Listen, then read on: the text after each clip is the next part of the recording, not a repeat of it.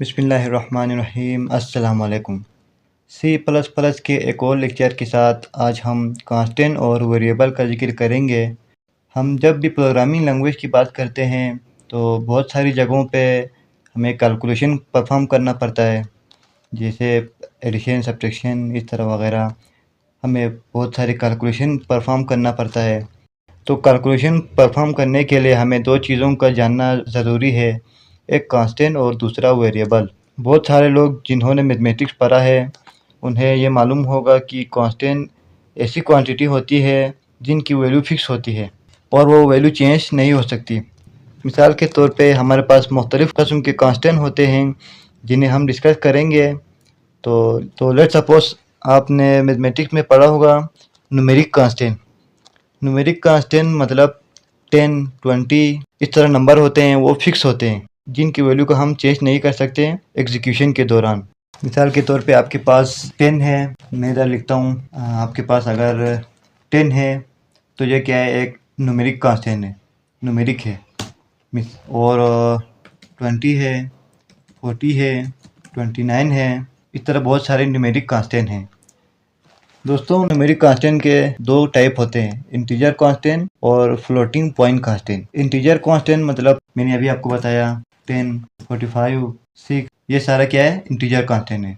और floating point constant क्या है, मतलब 99.0, 99.8, 60.9 जब भी पॉइंट में आए तो वो फ्लोटिंग पॉइंट कांस्टेंट होता है गाइस।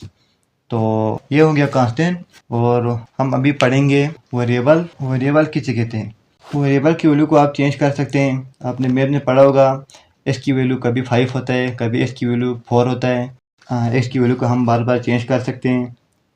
तो variable means variable is name memory location. मतलब जब भी हम प्रोग्रामिंग करते हैं, प्रोग्रामिंग में बहुत सारे इंस्ट्रक्शन लिखते हैं, तो वो सारे इंस्ट्रक्शन रैम में एक मखसूस जगह पे स्टोर होता है। तो अभी हम पढ़ेंगे डेटा टाइप। मैं इधर लिख लेता हूँ डेटा टाइप्स। डेटा टाइप्स में बहुत सारी चीज़ें होते हैं, इंट, फ्लोट, डबल, चार। हम एक वेरिएबल बनाएंगे अपनी मर्ज़ी से, जैसे कि हम मैथ में होता है एक्स वाई, तो इधर हम लेंगे ए, लेंगे बी, लेंगे आप नंबर लेंगे, जो भी आपकी मर्ज़ी आप वो ले सकते हैं। मैं ए लिख लेता हूँ, ए, फिर इक्वल टू 10। ये मैंने एक नंबर लिया और उसको मैंने इनिशियलाइज़ किया। इनिशियलाइज डिक्लेयर ये अभी आगे आएगा, इंशाल्लाह हम इनको डिटेल से पढ़ेंगे। अभी आप सिर्फ ये समझें कि इंट ये क्या है, एक डेटा टाइप है। डेटा टाइप मतलब ये एक रिजर्व वर्ड है। हमने पिछले लेक्चर में पढ़ा था कि रिजर्व वर्ड, इसे हम अपनी मर्ज़ी के मुताबिक हम इसे इस्तेमाल नहीं कर सकते, तो ये फिक्स होता है। अभी हम इधर हमने वेरिएबल ए लिखा है, हम इधर वेरिएबल इंट फिर इधर नहीं लिख सकते हैं, आप इधर रिजर्व पर नहीं लिख सकते। अभी मैंने इधर मेन, ऊपर मेन लिखा हुआ है, ये मेन, मैं इधर मेन नहीं लिख सकता हूँ। क्यों? क्योंकि ये रिजर्व वर्ड है गाइस। तो ए में जाके 10 स्टोर हो गया। अब मैंने कंप्यूटर जी से कहा कि कंप्यूटर जी मुझे मेमोरी में एक जगह दें और उस जगह का नाम आप ए रखें। रैम के अंदर जो लोकेशन है हमने उसको ए नाम दिया हुआ है, और उस लोकेशन के अंदर अब ये 10 स्टोर हो गया। Int A is equal to 10। इसमें आप पॉइंट भी लिख सकते हैं, इंट बी इक्वल टू 10.4 भी लिख सकते हैं। तो अगर आप मैं इधर सी आउट करूँ ए, और मैंने इन दोनों को सी आउट किया, मैं इसे कंपाइल एंड रन करता हूँ, तो देखेगा इस 10 10 दोनों 10 10 आ गया। मैं इधर एक एंड लाइन में लिखता हूँ। गाइस ज़हन पे आप ज़्यादा जोर ना दें, हम आगे जाके इनको डिटेल से डिस्कस करेंगे। अभी आप सिर्फ ये वाला समझें। मैंने सी आउट किया मतलब मैंने प्रिंट करो बोला, मैंने प्रिंट करो बोला ए की वैल्यू को और बी की वैल्यू को। मैंने सिर्फ कंप्यूटर से कहा कि मुझे ए की वैल्यू और बी की वैल्यू को प्रिंट करके दो। अब मैंने ए को 10 लिखा हुआ है, बी को मैंने 10.4 लिखा हुआ है। तो मैं इसे कंपाइल एंड रन करता हूँ, तो देखो इस 10 10 आ रहा है। क्यों? हमने जो ऊपर वाले को तो 10 दिया है, लेकिन नीचे वाले को तो हमने 10.4 दिया हुआ है। अब इसमें इंट में यह मसला है कि ये पॉइंट नंबर नहीं रहता है। तो पॉइंट नंबर शो करने के लिए हमें क्या करना पड़ेगा? पॉइंट नंबर शो करने के लिए हमें इंट की जगह पे फ्लोट लिखना पड़ेगा। फ्लोट भी एक रिजर्व वर्ड है। तो मैं इसे कंपाइल में रन करता हूँ।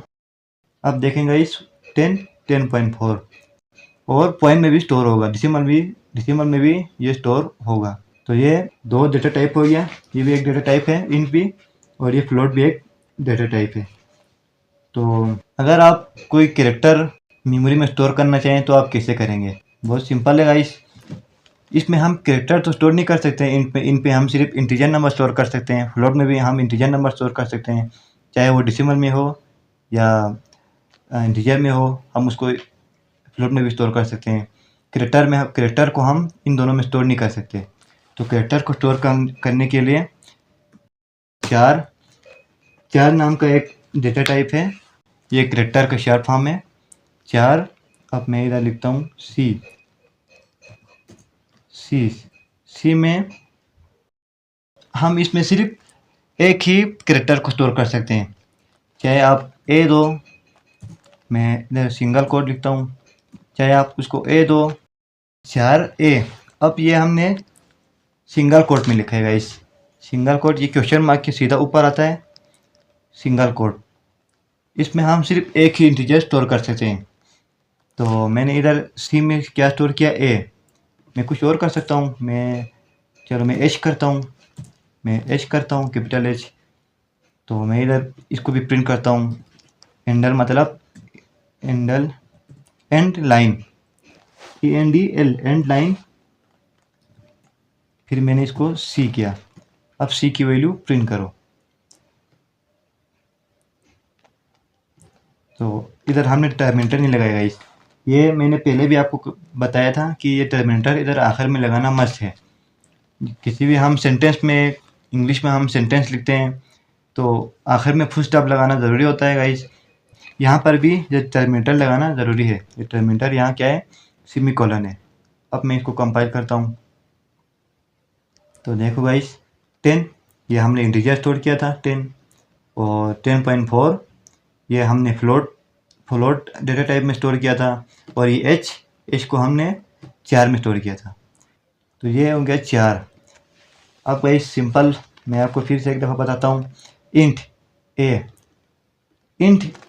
पे हम सिर्फ इंटीजर वैल्यू को स्टोर कर सकते हैं। इसमें हम पॉइंट वैल्यू को तो हम स्टोर कर सकते हैं, लेकिन हम इसको प्रिंट नहीं कर सकते। प्रिंट करेंगे तो क्या होगा, ये फिर से इंटीजर नंबर लेगा। मतलब ये पॉइंट को हटा के पॉइंट के बाद जो भी है वो उसको नहीं लिखेगा, वो उसको इग्नोर करेगा। तो हम इंटीजर में सिर्फ हम इंटीजर को लिख सकते हैं इंट में, और फ्लोट में हम पॉइंट में भी लिख सकते हैं डेसिमल में, और वैसे इंटीजर में भी हम लिख सकते हैं बगैर पॉइंट के। इसमें हम कैरेक्टर स्टोर नहीं कर सकते हैं, A B C ये सब हम इसमें स्टोर नहीं कर सकते। इन दोनों में चार में आप कैरेक्टर स्टोर कर सकते हैं। तो ये सिंपल सा प्रोग्राम था गाइस। तो मैं उम्मीद करता हूँ कि आप लोगों को ये प्रोग्राम समझ में आ गया होगा। तो अगर कोई मसला है, अगर आपको कुछ समझ में नहीं आ रहा है तो आप मुझे कमेंट कर सकते हैं। इंशाल्लाह मैं आपको समझाने की पूरी कोशिश करूँगा। तो थैंक यू सो मच।